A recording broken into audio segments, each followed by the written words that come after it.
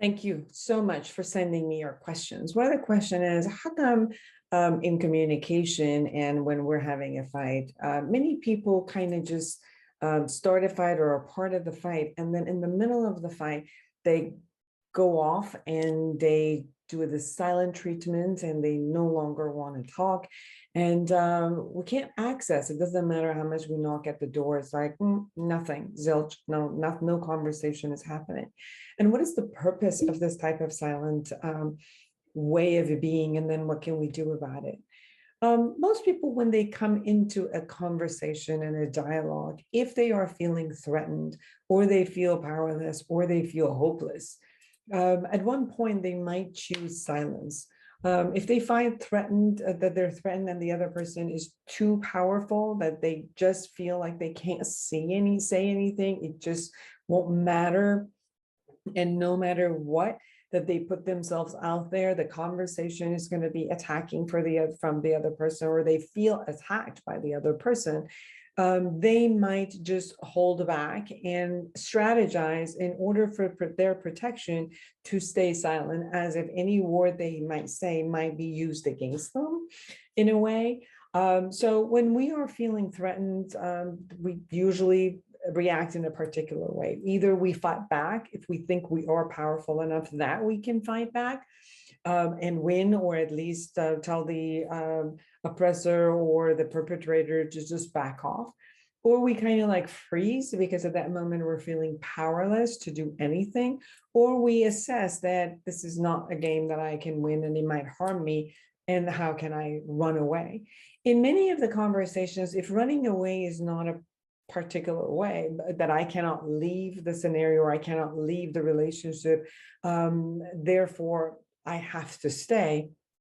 And the element of the powerlessness then puts them into a freeze mode.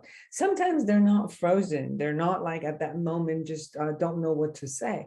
They might choose to be in the silent position because they think that's a better realm to go.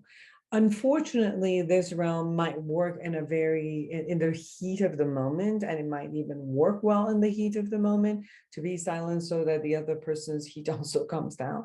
But in the long term, it won't work if we don't start communicating again, because we leave the space for the other person to have their own assumptions about us, about our qualities, about what we can say or not say, or what's going on inside of us.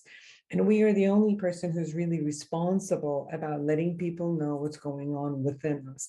And therefore, at one point, we've got to find the strength, the courage, the path, the communication styles to share with the other person what's going on with our mind. Whether they can have the ability to listen or understand or not, still for our own self-esteem, for our own sense of individuality and agency, we need to be able to share. Some people can have a dialogue together and sit down and talk. Some people can write in a letter format and then send it to the other person or send it as a text.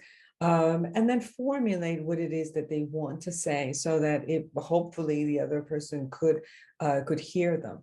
Even if the other person cannot hear, again, for our own sake, it's important for us to come out of that hopelessness and powerlessness and to act and state what's going on with us, whether we want something or we want to set a boundary or we have a request or we have an expectation, then that shall be part of the communication. So silent treatment in relationships in the long term just doesn't work. The only way silence works is right at the heat of the moment where we're trying to stop an argument which is not going anywhere. There's no resolution to it. So going silence at that moment and stating that, maybe we could do this later, maybe we could have a conversation later, and then formulate what it is that you want to say, write it down, make sure you exactly know how to start the beginning and the juice or the bulk of what you want to say, and then, set up an appointment with the other person to talk or write it down so that you feel heard and you feel taken care of. The other side of it is if you see you're speaking with someone and they consistently go into this space of silence, know that maybe that the way you're communicating is not creating safety for the other person to be themselves, to feel safe enough to have a conversation with you.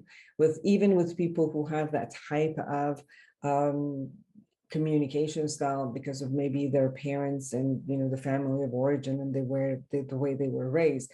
Still, if the space is safe enough, you will be able to have them share with you anything that's going on with them. So good luck with that communication, and enjoy communicating in a healthy way. Thank you.